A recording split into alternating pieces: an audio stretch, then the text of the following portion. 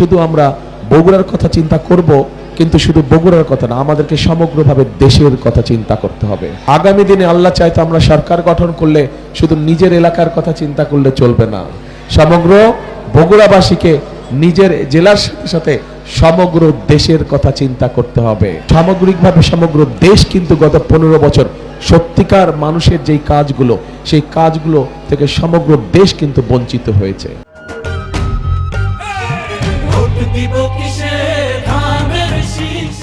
বগুড়াই শুধু বঞ্চিত ছিল না গত 15 বছর ধরে। গত 15 বছর বগুড়া তো বঞ্চিত ছিলই, বলা যায় সমগ্র বাংলাদেশে সত্যিকার ভাবে বঞ্চিত ছিল।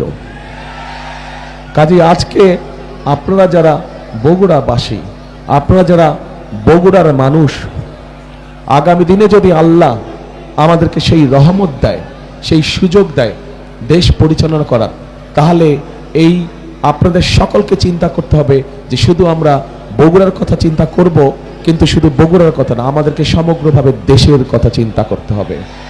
বগুড়াকে যখন আমরা সামনের দিকে নিয়ে যাব, ঠিক একইভাবে আমাদেরকে সমগ্র দেশকে সাথে টানতে হবে। সামগ্রিকভাবে সমগ্র দেশ কিন্তু গত 15 বছর সত্যিকার মানুষের যেই কাজগুলো, সেই কাজগুলো থেকে সমগ্র দেশ কিন্তু বঞ্চিত হয়েছে।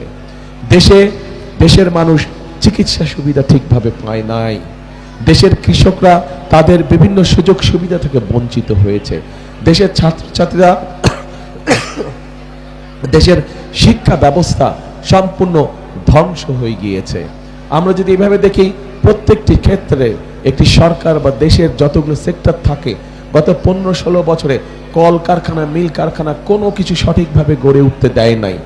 শুধু একটি কাজ হয়েছে, মেগা প্রজেক্ট হয়েছে তথাকথিত, এবং মেগা প্রজেক্টের নামে মেগা দুর্নীতি হয়েছে। প্রিয় ভাই বোনেরা, কাজেই আমাদের সকলকে আগামী দিন আল্লাহ রহমত দিলে আমাদের সকলকে সতর্ক থাকতে হবে। যেভাবেই হোক এই দুর্নীতিকে আমাদের টুটি চেপে ধরতে হবে, এই দুর্নীতিকে নিয়ন্ত্রণ করতে হবে, এবং দুর্নীতিকে নিয়ন্ত্রণ করার মাধ্যমেই আমাদেরকে দেশকে সামনের দিকে এগিয়ে নিয়ে যেতে হবে। কাজেই প্রিয় ভাই বোনেরা, আগামী দিনে আল্লাহ চাইতো আমরা সরকার গঠন করলে শুধু নিজের এলাকার কথা চিন্তা করলে চলবে না, সমগ্র বগুড়াবাসীকে নিজের জেলার সাথে সাথে সমগ্র দেশের কথা চিন্তা করতে হবে। আপনাদেরকে সমগ্র দেশের নেতৃত্ব দিতে হবে। পারবেন ইনশাআল্লাহ।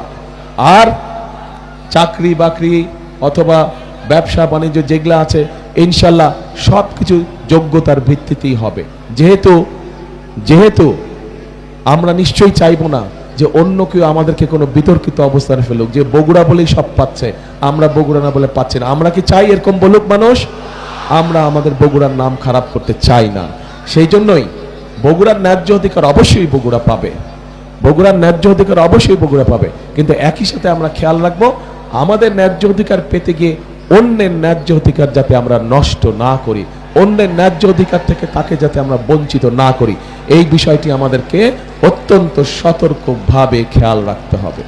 আপনারা বগুড়ার মানুষ যদি আমার পাশে থাকেন, আমাকে যদি মানসিকভাবে শক্তি সমর্থন আপনারা দেন, তাহলে ইনশাআল্লাহ আমরা বাংলাদেশকে আগামী দিনে একটা সুন্দর, ভালো, শক্তিশালী অবস্থানে নিয়ে যেতে পারবো।